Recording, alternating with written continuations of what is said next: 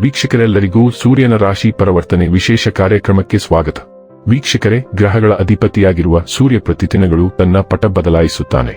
ಸೂರ್ಯ ಒಂದು ರಾಶಿಯಿಂದ ಮತ್ತೊಂದು ರಾಶಿಗೆ ಸಂಚರಿಸಿದಾಗ ಅದನ್ನು ಸೂರ್ಯ ಸಂಕ್ರಾಂತಿ ಎಂದು ಕರೆಯಲಾಗುವುದು. ವರ್ಷ 2025ರ ಜುಲೈ ತಿಂಗಳಿನ 16ನೇ ತಾರೀಕಿನ ಸಂಜೆ 5:40 ಮಿಥುನ ರಾಶಿಯನ್ನು ತೊರೆದು ಕರ್ಕ ರಾಶಿಯನ್ನು ಪ್ರವೇಶಿಸುತ್ತಾನೆ. ವರ್ಷ 2025ರ ಆಗಸ್ಟ್ ತಿಂಗಳಿನ 17ನೇ ತಾರೀಕಿನವರೆಗೆ ಕರ್ಕ ರಾಶಿಯಲ್ಲಿ ಇರಲಿದೆ. ಜ್ಯೋತಿಷ್ಯದಲ್ಲಿ ಸೂರ್ಯನನ್ನು ಸಾಮಾನ್ಯವಾಗಿ ಉನ್ನತ ಅಧಿಕಾರ ಹೊಂದಿರುವ ಡೈನಾಮಿಕ್ ಗ್ರಹ ಎಂದು ಕರೆಯಲಾಗುತ್ತದೆ. ಈ ಗ್ರಹವು ಪರಿಣಾಮಕಾರಿ ಆಡಳಿತ ತತ್ವಗಳನ್ನು ಸೂಚಿಸುತ್ತದೆ ಮತ್ತು ಇದು ಬಿಸಿ ಗ್ರಹವಾಗಿದೆ ಮತ್ತು ಎಲ್ಲಾ ಭವ್ಯವಾದ ಗುಣಗಳನ್ನು ಸೂಚಿಸುತ್ತದೆ. ಸೂರ್ಯನ ಆಶೀರ್ವಾದವಿಲ್ಲದೆ ವೃತ್ತಿಜೀವನಕ್ಕೆ ಸಂಬಂಧಿಸಿದಂತೆ ಜೀವನದಲ್ಲಿ ಉನ್ನತ ಸ್ಥಾನಗಳನ್ನು ಹೊಂದಲು ಸಾಧ್ಯವಿಲ್ಲ. ಬಲವಾದ ಸೂರ್ಯನು ಜೀವನದಲ್ಲಿ ಎಲ್ಲಾ ಅಗತ್ಯ ತೃಪ್ತಿ, ಉತ್ತಮ ಆರೋಗ್ಯ ಮತ್ತು ಬಲವಾದ ಮನಸ್ಸನ್ನು ಒದಗಿಸಬಹುದು. ಸೂರ್ಯನನ್ನು ಚೆನ್ನಾಗಿ ಇರಿಸಿದರೆ ಸೂರ್ಯನು ಒಬ್ಬ ವ್ಯಕ್ತಿಯನ್ನು ದುರ್ಬಲ ಸ್ಥಾನದಿಂದ ಬಲವಾದ ಸ್ಥಾನಕ್ಕೆ ಒಯ್ಯಬಹುದು. ಸೂರ್ಯನ ಸಂಚಾರವು ರಾಶಿಚಕ್ರದ ಎಲ್ಲಾ 12 ರಾಶಿಚಕ್ರದ ಚಿಹ್ನೆಗಳ ಮೇಲೆ ವಿಭಿನ್ನ ಪರಿಣಾಮವನ್ನು ಬೀರುತ್ತದೆ. ಒಂದೇ ಗ್ರಹ ಸೂರ್ಯನನ್ನು ಎಲ್ಲಾ 9 ಗ್ರಹಗಳ ರಾಜ ಎಂದು ಕರೆಯಲಾಗುತ್ತದೆ. ನಮ್ಮ ಗ್ರಹ ಭೂಮಿಯು ಸೂರ್ಯನ ಸುತ್ತ ಸುತ್ತುತ್ತದೆ ಎಂದು ನಮಗೆಲ್ಲರಿಗೂ ತಿಳಿದಿದೆ ಮತ್ತು ಸೂರ್ಯನು ನಮ್ಮೆಲ್ಲರ ಜೀವನಕ್ಕೆ ಕ್ರಾಂತಿ ಮತ್ತು ಶಕ್ತಿಯನ್ನು ಒದಗಿಸುತ್ತದೆ. ಈ ಪ್ರಮುಖ ಜೀವಶಕ್ತಿಯು ನಮ್ಮ ದೇಹದಲ್ಲಿ ಚಲಿಸುತ್ತದೆ ಮತ್ತು ನಮ್ಮ ಜೀವನವು ಈ ಶಕ್ತಿಯೊಂದಿಗೆ ನಡೆಯುತ್ತದೆ. ಈ ಕಾರಣದಿಂದಾಗಿ ನಮ್ಮ ಜೀವನವು ಮುಂದುವರಿಯುತ್ತದೆ ಮತ್ತು ಸೂರ್ಯನನ್ನು ಈ ಇಡೀ ಜಗತ್ತನ್ನು ನೋಡಿಕೊಳ್ಳುವವನು ಎಂದು ಏಕೆ ಪರಿಗಣಿಸಲಾಗುತ್ತದೆ.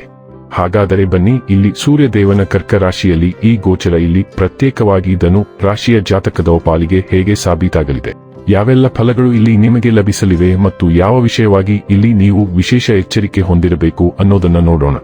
ಎಂದಿನಂತೆ ನಮ್ಮ ವಿನಂತಿ ಎಂದರೆ, ನೀವಿನ್ನೂ ನಮ್ಮ ಚಾನೆಲ್ ಅನ್ನ ಸಬ್ಸ್ಕ್ರೈಬ್ ಮಾಡಿಲ್ಲವೆಂದರೆ ದಯವಿಟ್ಟು ಈಗಲೇ ನಮ್ಮ ಚಾನೆಲ್ ಅನ್ನ ಸಬ್ಸ್ಕ್ರೈಬ್ ಮಾಡಿ.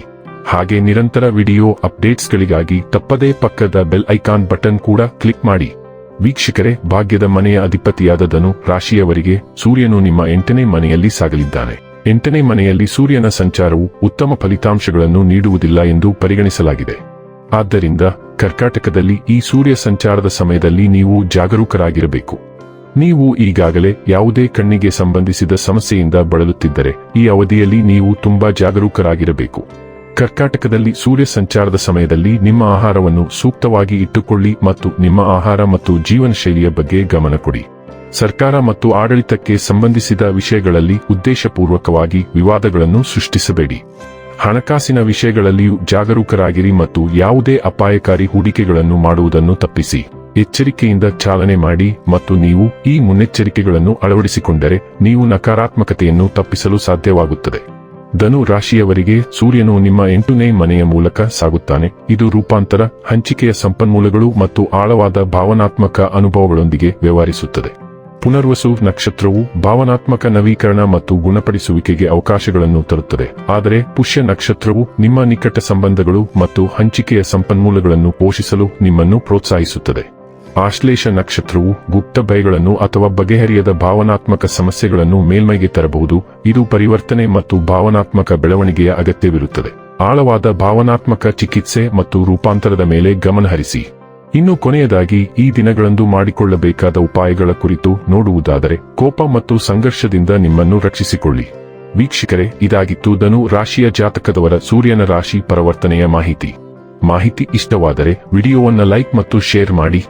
ಹಾಗೆ ಚಾನೆಲ್ ಸಬ್ಸ್ಕ್ರೈಬ್ ಮಾಡುವುದರ ಜೊತೆಗೆ ನಿರಂತರ ವಿಡಿಯೋ ಅಪ್ಡೇಟ್ಸ್ಗಳಿಗಾಗಿ ಪಕ್ಕದ ಬೆಲ್ ಐಕಾನ್ ಕ್ಲಿಕ್ ಮಾಡಿ.